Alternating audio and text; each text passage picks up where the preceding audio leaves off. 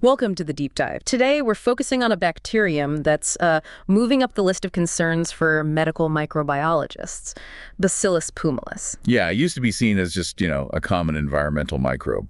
Pretty harmless. But now we're recognizing its potential as an opportunistic pathogen. So why the shift in perspective? Let's find out. Exactly. Our goal in this deep dive is to really dissect the key features of Bacillus pumilus that are now so relevant in medical microbiology. We want to give you a clear understanding of why this organism is getting more attention. And to do that, we've done our homework. This deep dive is based on a Gemini deep search, and we've got some helpful visuals from Microbicanvas. Oh, nice. And if you want to examine the source material yourself, you can find a link to the notebook document. Good stuff. So what's on the agenda for this deep dive? Yeah. We'll start by placing Bacillus pumilus in the microbial family tree, its taxonomy. Then we'll delve into the types of diseases it's being linked to. Considering its pathogenic potential, we'll explore treatment approaches, looking at both Dutch and international perspectives. Okay. And of course, we can't really discuss a bacterium without looking at its fundamental characteristics, so we'll cover its gram stain, how it grows in culture, and its biochemical properties. And because antibiotic resistance is such a critical issue in our field, we'll be examining its intrinsic resistance mechanisms and how antimicrobial susceptibility testing, guided by UCAST, helps us understand its vulnerabilities. Yep. And finally, we'll touch on the essential strategies for infection prevention and control when dealing with this, increasingly recognized organism. Sounds like a packed agenda. It is. So just to give a quick overview first, Bacillus pumilus. It's a gram-positive bacterium, thrives in oxygen aerobic, and it forms these incredibly resilient spores. Spores are key here. Absolutely. It's commonly found in soil, but what's fascinating and a bit concerning is its emerging role as an opportunistic pathogen, particularly in those with weakened immune systems. And this isn't just theoretical, is it? We're seeing real-world examples like food poisoning incidents, various skin infections that can sometimes be quite severe. Right, and even bloodstream infections, which are always a serious concern, especially in vulnerable patient populations. One of the challenges we'll explore, I guess, is that identifying it can be a bit of a puzzle due to its variable characteristics. That's right. It's not always straightforward. And its inherent resistance to certain antibiotics means we need to be extra vigilant with susceptibility testing. You can't just assume. Got it. And what's particularly noteworthy, as you mentioned, is the hardiness of those spores. Their ability to withstand really harsh conditions has significant implications for preventing its spread, especially within healthcare environments where we strive to eliminate potential pathogens. Okay, let's unpack this then. Starting with its place in the microbial world. Where exactly does Bacillus pumilus fit in the taxonomic hierarchy? Right, so Bacillus pumilus, it resides within the domain bacteria, kingdom Bacillidae, phylum Bacillata, class Bacilli, order Bacillales, family Bacilliaceae, and of course, the genus Bacillus. Okay. Its full scientific designation is Bacillus pumilus Meyer in Gotthale 1901. So it's clearly a member of the well-known Bacillus genus, and I notice it's grouped within the subtiles group. Why is that classification significant for us, for medical microbiologists? Well, if we connect this to a broader understanding, the subtiles group also includes familiar species like B. eliciniformis, B. popliteolus, and B. amyloliquefaciens. Okay, the usual suspects. Kind of. And this clustering isn't arbitrary. It indicates that these bacteria share certain fundamental characteristics. And crucially for medical microbiology, they all possess the ability to form those highly resistant endospores. Ah, those incredibly durable spores we keep hearing about. Exactly. Think of it like a family sharing strong traits in this case, the genetic machinery for creating these tough survival structures. So because B. pumilus is in this group, we can infer that it shares that inherent resilience, which is so important in a clinical setting. Precisely. This spore-forming capability is a key factor because these spores can endure very challenging environments, including the stresses they might encounter in healthcare settings, things like UV light, dryness, even some disinfectants. So that shared ancestry explains its persistence. Yes, it helps explain why B. pumilus, despite sometimes being considered less aggressive than maybe other Bacillus species, can still persist in places where we're trying really hard to eliminate microbes. That makes perfect sense. So while we might not always think of B. pumilus as a major threat, its membership in this spore-forming family gives it a survival advantage. You got it. An advantage in environments where it could potentially cause infections in susceptible individuals. Right. And it's also useful to compare it with other Bacillus species. B. cereus is a well-established opportunistic pathogen, notorious for causing food poisoning. Yeah, everyone knows that one. And even Bacillus, generally considered sort of a lab workhorse, can occasionally cause infections. Really? Okay. So understanding that B. pumilus shares this core characteristic of spore formation with these more recognized pathogens helps us appreciate its potential clinical relevance, even if it's encountered less frequently. It's like recognizing that a lesser-known relative might still carry some of the family's predispositions, if you will. Right. It's about understanding the potential based on its microbial relatives. Okay. Shifting our focus now to the clinical picture. What kinds of diseases has Bacillus pumilus actually been implicated in? Well, generally, its ability to cause disease is considered opportunistic. It tends to manifest as a problem in individuals whose immune systems are compromised, maybe patients who are hospitalized with other underlying health issues, or those with indwelling medical devices. So it's taking advantage of a weakness. Essentially, yes. Seizing an opportunity when the body's defenses are down. What specific types of infections are we seeing reported then? Well, there are documented cases of food poisoning.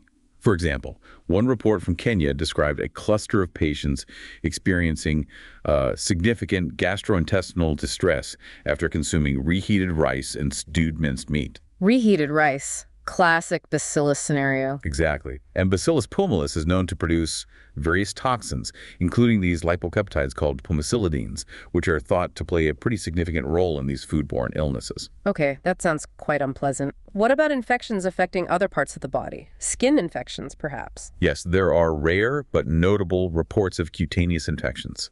These can range quite a bit from localized skin ulcerations and tissue necrosis to more widespread reactions like erythema and edema, and even the formation of serohemorrhagic blisters and black eschers. Wow, black eschers. That sounds serious. It can be.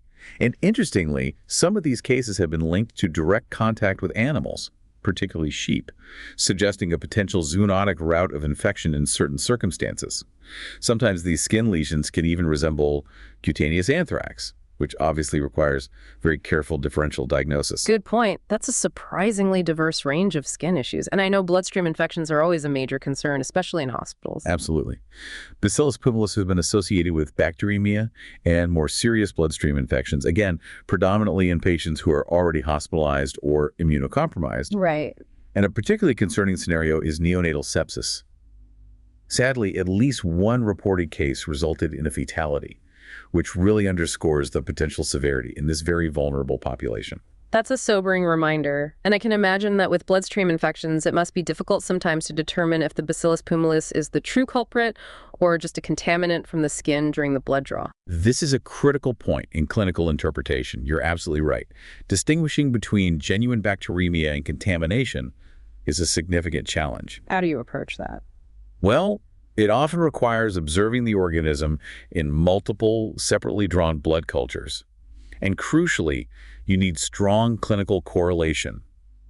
The patient's signs and symptoms must align with what you'd expect from a bloodstream infection. So one positive culture isn't enough. Usually not. A single positive culture, especially if the patient isn't showing clear signs of infection, needs to be interpreted with caution, given how common bacillus can be in the environment. That makes perfect sense. You need the whole picture. Are there any other, maybe less frequently reported types of infections linked to B. pumilus? There have been isolated case reports linking it to rarer conditions. Things like a rectal fistula in one instance, and even bovine mastitis, which shows it can infect non-human hosts too. Interesting. So while it might be an infrequent human pathogen overall, it clearly has the capacity to cause a variety of infections. So when a lab does identify Bacillus pumilus in a clinical sample, what are the key factors they need to consider to figure out if it's clinically significant, if it needs treatment? Yeah, this is where a thorough assessment, clinical correlation, and careful risk stratification are just essential. Simply identifying the organism isn't enough. What's the first step? First, consider the host factors. Is the patient immunocompromised? Are they very young, like an infant, or elderly? Do they have underlying conditions that make them more susceptible? Okay, so patient susceptibility is paramount. What else? The clinical presentation is absolutely vital. Do the patient's signs and symptoms actually fit with an active infection? For example, if it's isolated from a wound, are there signs of inflammation, pause, systemic symptoms like fever? Makes sense. And then, the site where it was isolated is critically important. Finding it in a normally sterile site blood, CSF, synovial fluid, that's much more concerning. than finding it on a skin swab or maybe a respiratory sample that could just be colonized or contaminated. Right, context is key. Sterile site versus non-sterile site. What about the quantity of bacteria found and whether it shows up repeatedly? Exactly. If the organism is isolated in high numbers from a normally sterile site, or if it's consistently isolated from multiple samples taken over time, that significantly strengthens the likelihood of a true infection. And a single low-level find might be less concerning. Potentially, yes. Yeah. Especially from a non-sterile site. It's also worth considering the patient's recent exposure history, any contact with soil, animals, potentially contaminated food. And finally, although research is still ongoing for B. pumilus, thinking about whether the specific strain might possess known virulence factors like certain toxins can add to the overall assessment. It really sounds like a detailed process of connecting the dots, lab findings, patient history, clinical picture. Okay, let's move on to treatment. If an infection is confirmed as significant, what do the guidelines recommend? Let's start with the Netherlands. Any specific Dutch guidance? Well, interestingly, the main Dutch guidelines on antimicrobial resistance and antibiotic usage, like the NEF-MATMRN reports, they don't actually provide specific treatment recommendations for Bacillus pumilus infections. Really? No specific doses or durations? No, nothing specific like preferred antibiotics, dosages, frequency, or duration of therapy. The focus in the Netherlands is much more on the broad principles of prudent antibiotic use and good hygiene to combat antimicrobial resistance overall. So general stewardship principles, not specific bug-drug recommendations for this one? Pretty much, although it's worth mentioning a Dutch case report involving a related species, Bacillus mycoides. It caused a bloodstream infection. In that case, treatment started with penicillin, but was switched to vancomycin because the isolate was resistant to penicillin. So that just highlights how important susceptibility testing is, even for these less common Bacillus species. You need to know what you're dealing with. Absolutely. So even without a specific B. pumilus protocol, the Dutch approach emphasizes testing to guide therapy. What about international guidelines? Do organizations like ESCMAD or IDSA offer specific recommendations for B. pumilus based on the information we have? Based on the sources we looked at, explicit international guidelines from bodies like ESCMD or IDSA outlining specific regimens for Bacillus pumilus treatment seem to be lacking as well. Huh. So similar situation internationally. Yeah. So much like the Dutch approach, treatment strategies are largely informed by individual case reports in the literature and maybe general recommendations for treating infections caused by other, more frequently encountered Bacillus species. Okay, so we're essentially drawing on collective experience from case reports and kind of extrapolating from guidelines for related organisms. What insights do these sources give us about effective treatments? Well, looking through the literature, we find some examples. In a reported case of neonatal sepsis caused by B. pumilus, the infant was treated successfully with a combination imipenem, amikacin, and vancomycin. A heavy-hitting combo. Yes. And notably, in that context of neonatal bacillus infections, vancomycin was mentioned as a preferred agent because it works reliably against many gram-positives. Okay. Any other examples? There was a food poisoning case attributed to B. pumilus, where the patient recovered after treatment with ciprofloxacin and probiotics. And for a cutaneous infection, successful treatment was achieved with a long course of oral ciprofloxacin 750 milligrams every 12 hours for 30 days. Right, so different infections, different approaches, it seems. What about broader recommendations for other Bacillus species that might apply? Well, the IDSA guidelines, for instance, recommend vancomycin as a first-line agent for severe Bacillus cereus infections that aren't gastrointestinal. Okay, so vancomycin comes up again. It does. And also, if you think about treating gram-positive soft tissue infections more generally, like MSSA, guidelines often suggest things like cefazolin or antistaphylococcal penicillins. These can provide a sort of general framework when specific B. pumilus guidance is missing, but you always have to consider the specific susceptibility profile of the actual isolate.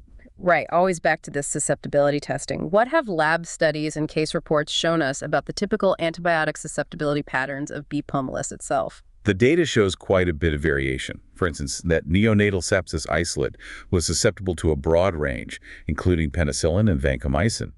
But then a specific reference strain, B. pumilus 16, showed a different pattern. How so? It was sensitive to cephalexin, enrofloxacin, oleandamycin, benzylpenicillin, and monomycin, but notably it showed resistance to oxacillin. Ah, oxacillin resistance. That seems to be a recurring theme. It does seem to be. So the current understanding is that treatment for B. pumilus infections is mainly guided by general principles for Bacillus infections and learning from case reports. Vancomycin is often considered a valuable option, especially for severe infections. But you have to remember the resistance. Exactly.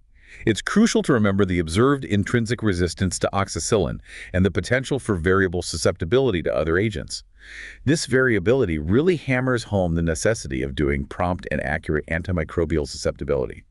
Testing AST on any clinically significant B. pumilus isolate. That testing is what guides definitive therapy. Without it, empirical therapy is much more of a guess. Absolutely. Can't make assumptions. We need the lab data. No. Okay, let's switch gears to another fundamental aspect. What does Bacillus pumilus actually look like under the microscope, the Gram stain? Right. So Bacillus pumilus is predominantly characterized as a gram-positive bacterium. Meaning it stains purple. Usually, yes. It typically retains the crystal violet dye.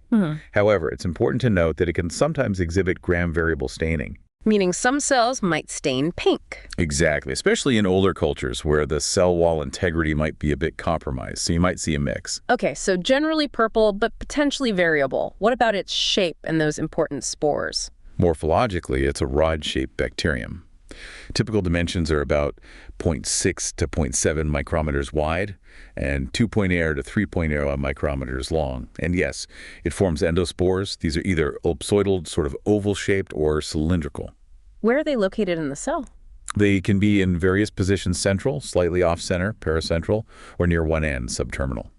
A key feature is that the spore formation doesn't typically cause the sporangium, the mother cell, to bulge or deform significantly.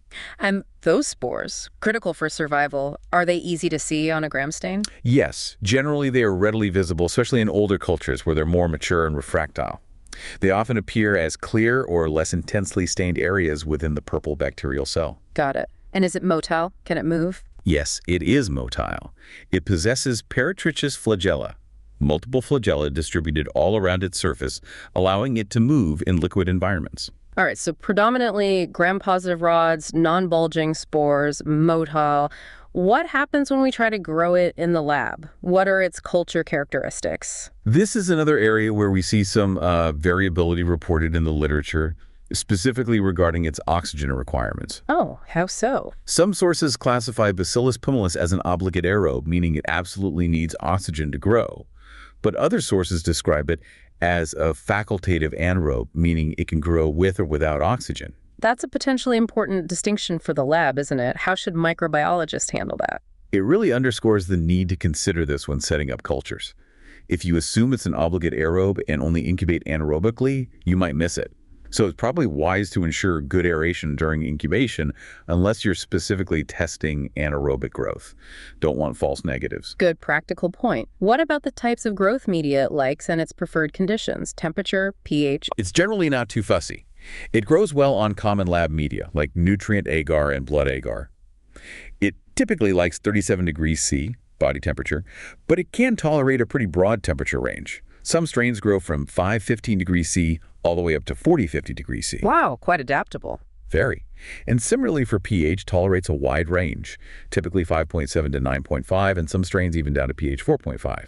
It also handles salt well, growing in NaCl concentrations from 0 up to 10%. That's a pretty resilient organism, environmentally speaking. Any specific nutritional needs or things that inhibit it? It's reported that allantoin or urate aren't essential for its growth, and it doesn't grow on bile esculin agar, which can be a useful test to help differentiate it from some other bacteria like Enterococcus. Okay, helpful for identification. What about the colonies themselves? What do they look like on the plate? Again, variability. Colonies can be described as wrinkled or irregular, sometimes unpigmented and opaque, other times smooth and slightly yellowish. Some strains might even develop a brownish color as they get older. So colony appearance alone isn't definitive either. What about hemolysis on blood agar? Does it break down red blood cells? That's variable too. Many strains are non-hemolytic, no breakdown.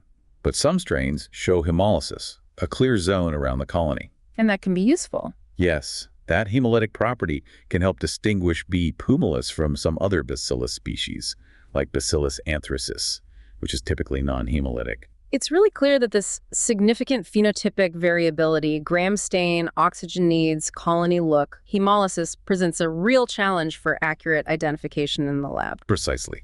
This is why medical microbiologists need a comprehensive testing strategy.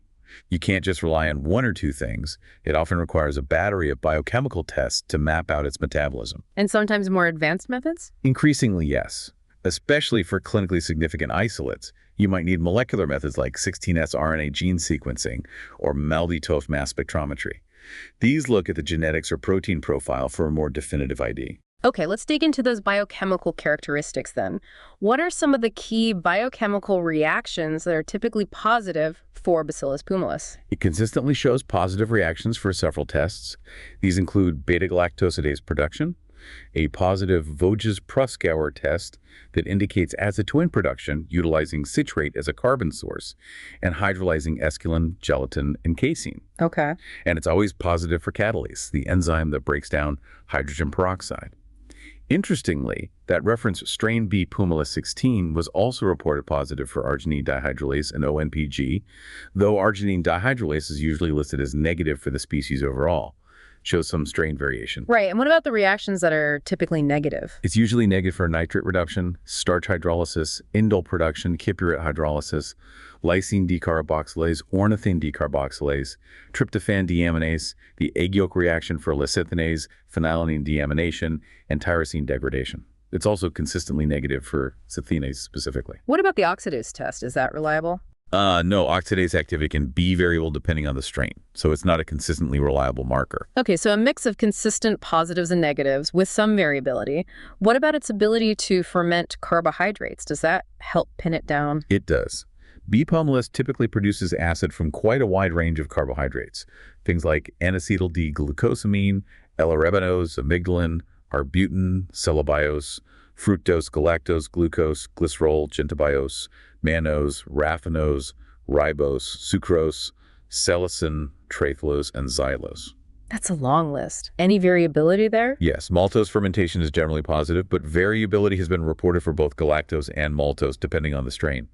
And that B. pumilus 16 strain was actually negative for raffinose and xylose, again showing strain differences. And what sugars does it typically not ferment? Generally negative for dearbanose, adonitol, erythritol, glycogen, methyl beta-xyloside, starch, dulcitol, erythritol, fucose, inulin, ketoglucanates, gluconate, lixose, melazitose, rhamnose, sorbose, xylitol, and L-xylose. Any variability in the negatives? Some reported variability for glycogen and inulin, and tests for mesoinositol, lactose, meliviose, and sorbitol are just generally variable among different isolates. It certainly presents a complex biochemical profile, really underscores the need for a comprehensive panel for identification.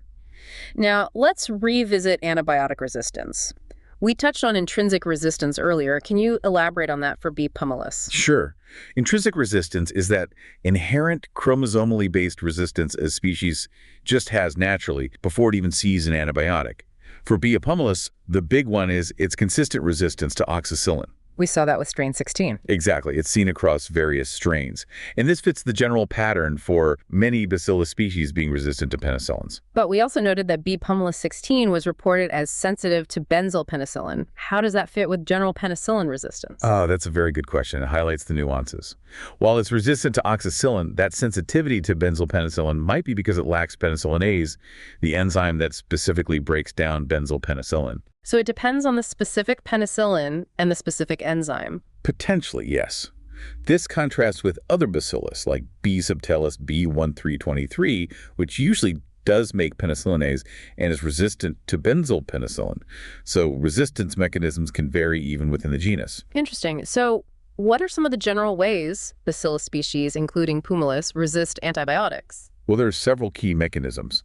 Efflux pumps that pump the antibiotic out of the cell, modifications to the antibiotic's target site so it can't bind properly, enzymatic inactivation, like beta-lactamases breaking down beta-lactams, and even adaptive things like forming biofilms that block antibiotics. Block films, right. Plus, other Bacillus species are known to have specific resistance genes, like for streptomycin or erythromycin.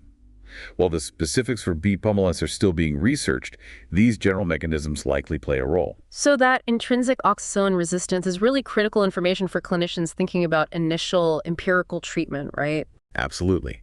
Knowing B. pumilus is inherently resistant to oxacillin strongly suggests that using oxacillin or similar penicillinase-resistant penicillins probably won't work. That's crucial info for microbiologists to relay.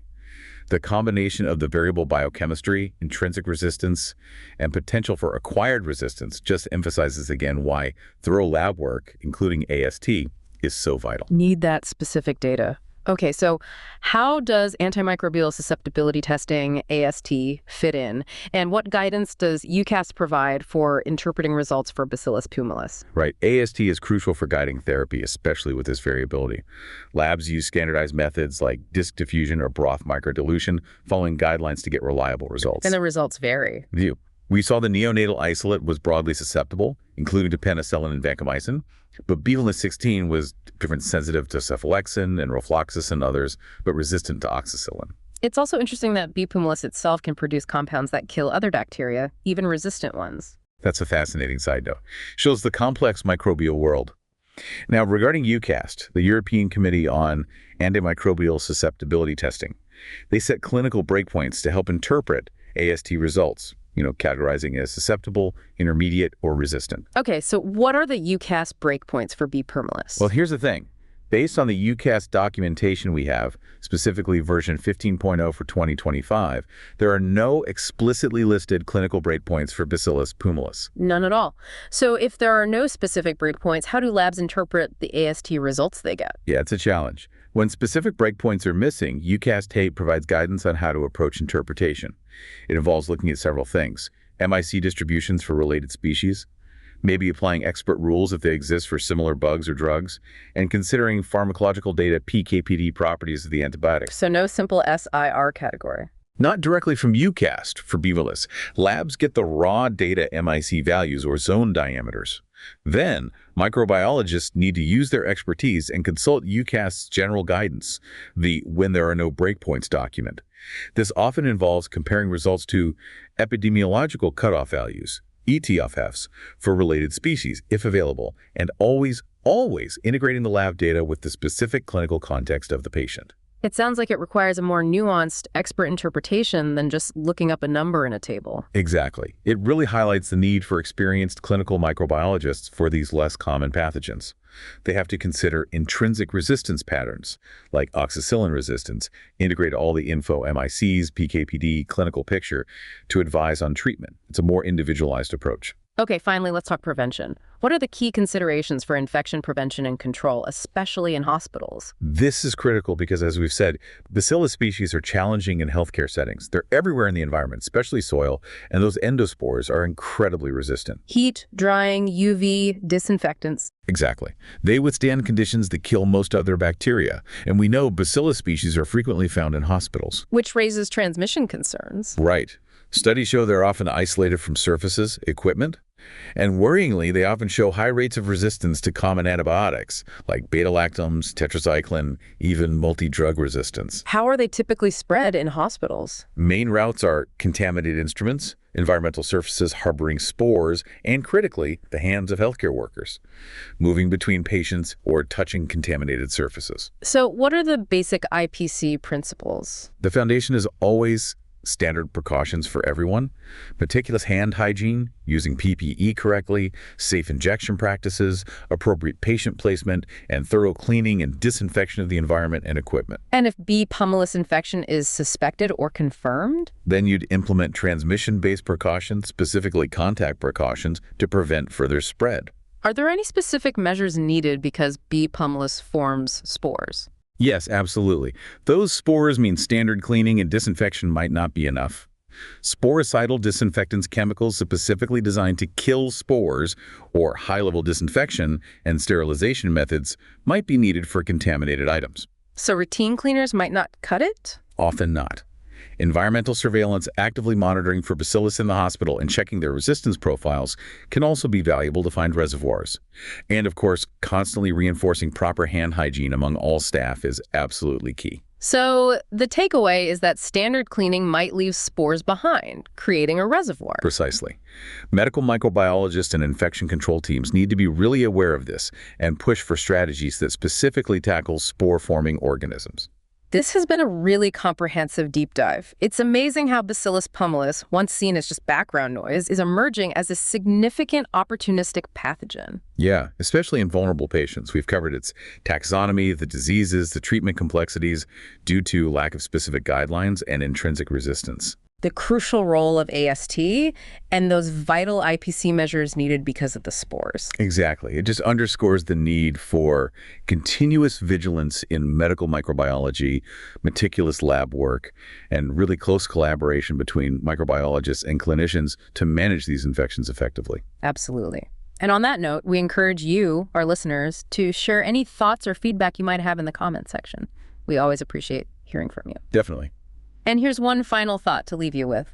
Given this increasing recognition of opportunistic pathogens like Bacillus pumilus, what innovative diagnostic or perhaps therapeutic strategies might we need to develop to proactively address these less common but potentially significant microbial threats in healthcare? How do we stay ahead?